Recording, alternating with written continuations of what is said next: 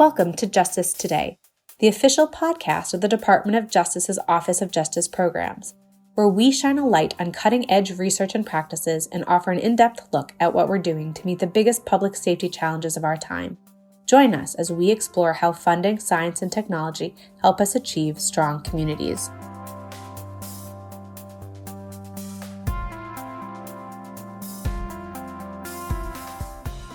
Welcome, everyone. I'm Paul Haskins, a writer-editor for the National Institute of Justice and your host for today's show. I'm talking with social science analyst Aisha Qureshi of NIJ about the role of social media in violent extremism in America.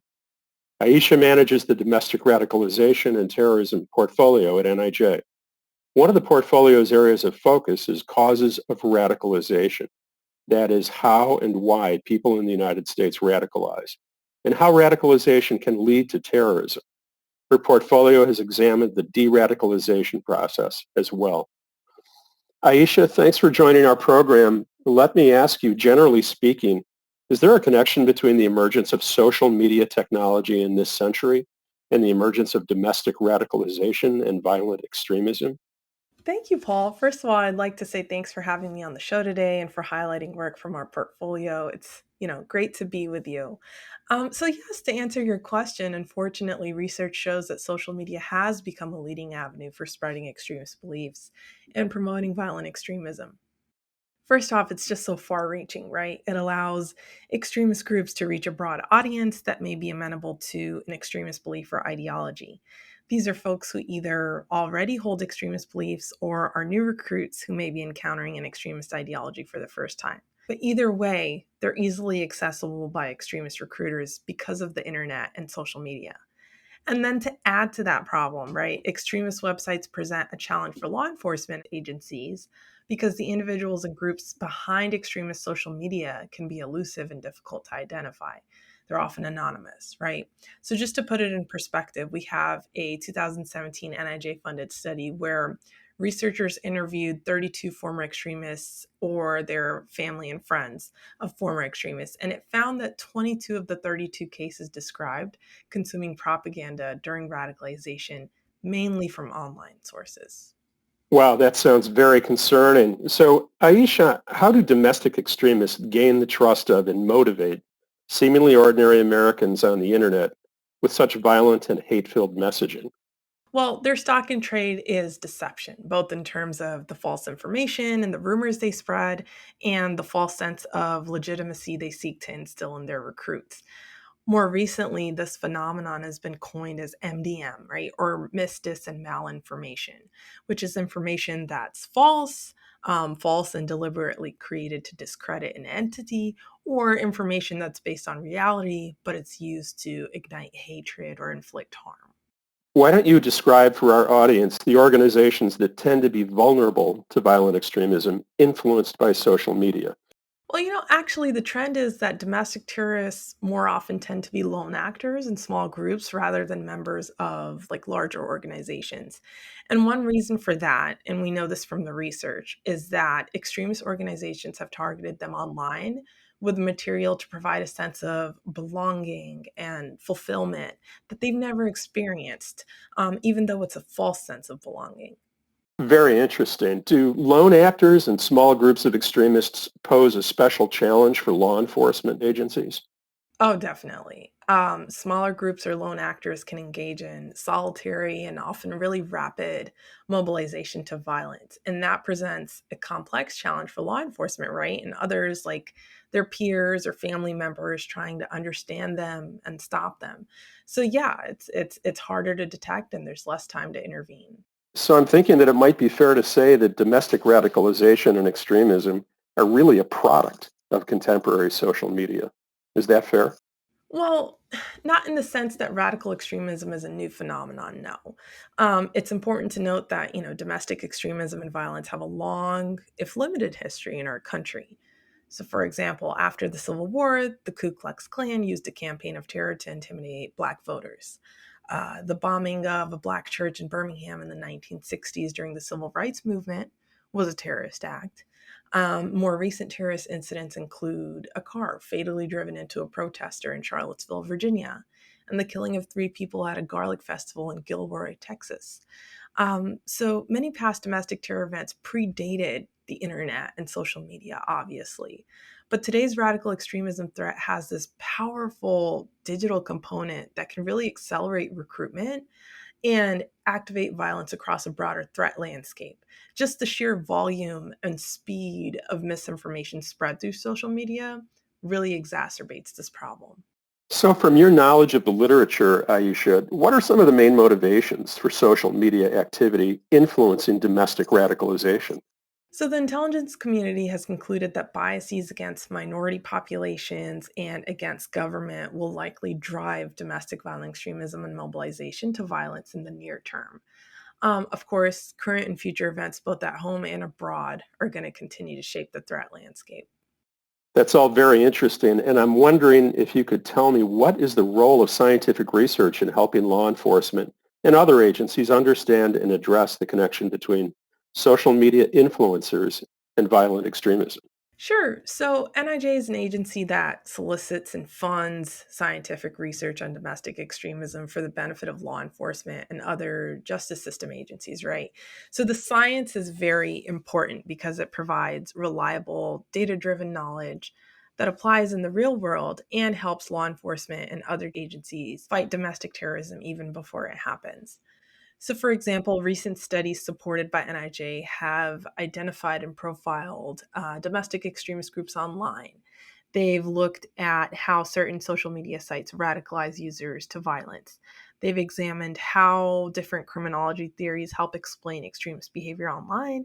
And they've also looked at radicalization on the internet over a 5 year period, for example. And so that research and other studies help us understand the motivations and vulnerabilities, really, of potentially violent extremists and how websites impact them and possible ways to intervene in that process. Why don't we discuss some of that work? Sure. First, the project titled Radicalization on the Internet, Virtual Extremism in the U.S. from 2012 to 2017. I understand this research set out to identify extremist groups active online and to create virtual profiles of those groups. hmm What did it find in those areas? Yeah, this study tried to help us better understand how the violent domestic extremist groups and individuals use the internet and how people who are exposed to this extremist material get impacted or influenced by it. And this research team first identified active online extremist groups based in the US and created virtual profiles, so to speak, of these groups by learning about their grievances and characteristics, things like the group's mission and what tactics they advocate for. That's interesting, Aisha. Were there any other findings that stand out to you in the study on radicalization on the internet? They found that men are significantly more likely than women to produce online hate material and that men are more apt to engage in deviant and criminal behaviors, both online and offline. Some other results show that the use of particular social networking sites, such as Reddit, Tumblr, and general messaging boards, is positively related to the dissemination of hate material online. In addition, they found that individuals who are close to an online hate community are more inclined to produce hate material. Yes, so that makes sense that proximity to an online hate community would make one more inclined to produce hate material. Would you expect, Aisha, that spending more time online would result in more hate activities? They expected that spending more time online would correlate with the production of hate, but this turned out not to be true. In fact, spending more time online actually reduces the likelihood of doing so. And this result could indicate that individuals who spend more time online are focused on a particular set of tasks, as opposed to using the internet to disseminate hate. Interesting. Were there any findings on extremist groups negatively stereotyping other groups of people? Yeah, they found that hate groups use stereotypes. They place blame and direct hatred towards specific groups of people who they believe are the cause of their or their country's problems. They also found that identity plays a major role in fueling hate, whether that to associate with a hate group or to perpetuate hate towards another group that identifies in a particular way, either politically, racially, religiously, or based on sexual orientation. So ultimately, hate groups use stereotypes and place blame without supporting evidence. Now, that study also examined the impact of online hate or extremist materials on individuals. What did it find, and which types of material were more influential? So the research team then collected three waves of data through surveys, and that was in 2015, 16, and 17. And 1,000 people were surveyed in each of these three waves to better understand the extent to which people are exposed to extremism and hate online and how they react to it. So, could you talk a little bit about the outcome of that work? Sure. So the research resulted in the identification of risk factors that are associated with encountering hate material online.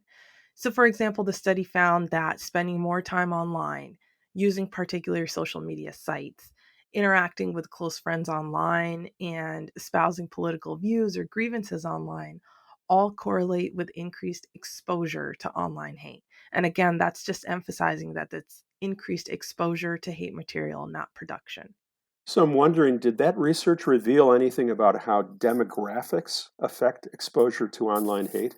Yeah, the study did shed some light on how demographics are related to the potential for exposure to extremist content. So, some of the findings showed that white Americans are more likely than any other race or ethnic group to be exposed to online hate frequently.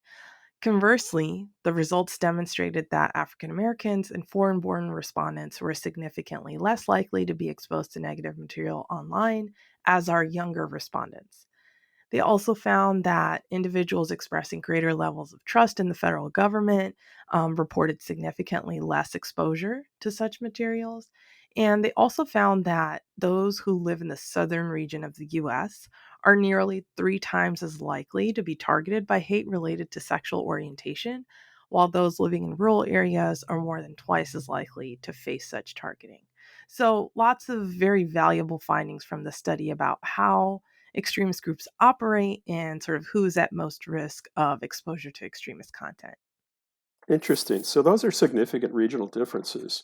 Now, I know there was a study by Michigan State University that assessed extremist groups' use of web forums, social media, and technology. What did that study learn about web forums' role in the evolution of violent domestic extremism? Yeah, so essentially, the researchers in this study set out to study how online communication is used by extremist groups to promote their agendas, to radicalize members, and encourage violent and terrorist acts. So they reviewed over 16,000 posts derived from seven web forums operating online by and for individuals with an interest in the ideological far right, both in the US and in other countries. And the findings, surprisingly, don't show any consistent trends in posting behaviors related to violent incidents by far right actors. Actually, the users expressed beliefs on a variety of topics, including gun rights, conspiracy theories, hate based sentiments, and anti government beliefs. But none of these beliefs were discussed equally across the forums. The only sentiment that was found to be the most common was the anti African American sentiment. Were there any insights from that research on the impact of web exposure on how ideological or radicalized users became? Definitely. I mean, the researchers also found that as time went on, participants became to some extent more ideological, and that associating with others who share similar beliefs contributed to more radical beliefs over time. And the social network analyses component of the study suggests that far right forums have very low network density. And that suggests that there is a degree of sort of information recycling, if you will, between key actors. So often individuals choose to participate in forums as a means to simply express pre existing beliefs rather than have beliefs change as a function of participation in an online community. So, that phenomenon, the need to express pre existing beliefs, did that facilitate the movement of any new information? Ironically, these redundant connections between actors may slow the spread of new information between the key participants.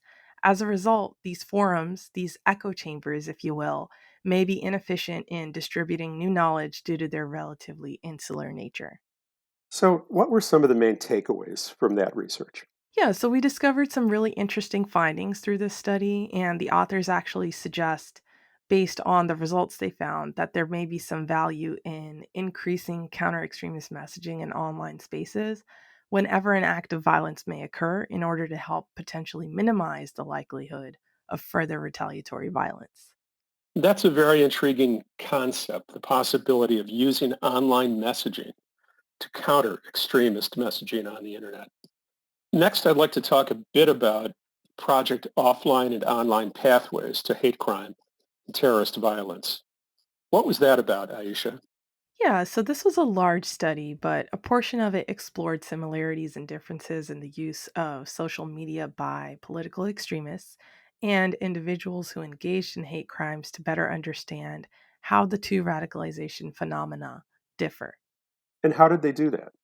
Yeah, to do that, the research team selected 52 individuals from varying extremist ideologies who engaged in successful or failed acts of violence or fraud in furtherance of an ideological agenda from two comprehensive databases, the PIRUS and the ECDB. So, PIRUS stands for Profiles of Individual Radicalization in the US, and ECDB is the Extremist Crime Database. The sample focused on cases occurring primarily after 2007 to align with the timeline of the rise and the growth of social media as a whole. What a powerful resource. What were some of the key findings there? The authors found that the most common platform used in this sample was Facebook, which is in keeping with general patterns of social media use overall for that time. They found a greater number of far right actors with Facebook accounts than any other extremists, and found that Twitter use was slightly higher among radical Islamists than far right actors. The use of forums and personal websites was found only in far right and far left extremists. So what does that suggest to you? Well, the researchers' analysis suggests that patterns of social media use vary across ideological groups and actually closely reflects the general use of these platforms within the larger US population. It also suggests that the use of platforms may be indicative of the interests and backgrounds of the perpetrators. So, for example, limited use of LinkedIn may be due to the general differences in the professional background of these actors. And similarly, the limited use of Snapchat, for example, may be due to the fact that it emerged more recently and has a much younger user base. Well, all of that research is incredibly interesting, and it's so important to our understanding of and the justice system's ability to identify and prevent extremist violence in our nation. Thank you, Aisha Qureshi, social science analyst with the National Institute of Justice, and our guest today. Oh, thanks so much for having me on the show, Paul. I'm really glad we got a chance to cover this topic, especially because everyone always says that so much radicalization happens online, right? But I think it's also really important to understand the nuances of that online radicalization process in an era, especially post COVID, where we're increasingly relying on digital communication, right? So I'm glad we were able to chat about it, and also really glad that NIJ was able to fund some really amazing work in this area. So thank you. I want to thank all of our audience members for tuning in, and please stay tuned for more episodes from the National Institute of Justice. To learn more about today's topic or about NIJ, visit the links in the episode description and join us for new episodes every month. Opinions or points of view expressed in this episode represent a consensus of the authors and do not necessarily represent the official position or policies of the U.S. Department of Justice. Any products and manufacturers discussed in this episode are presented for informational purposes only and do not constitute product approval or endorsement by the U.S. Department of Justice.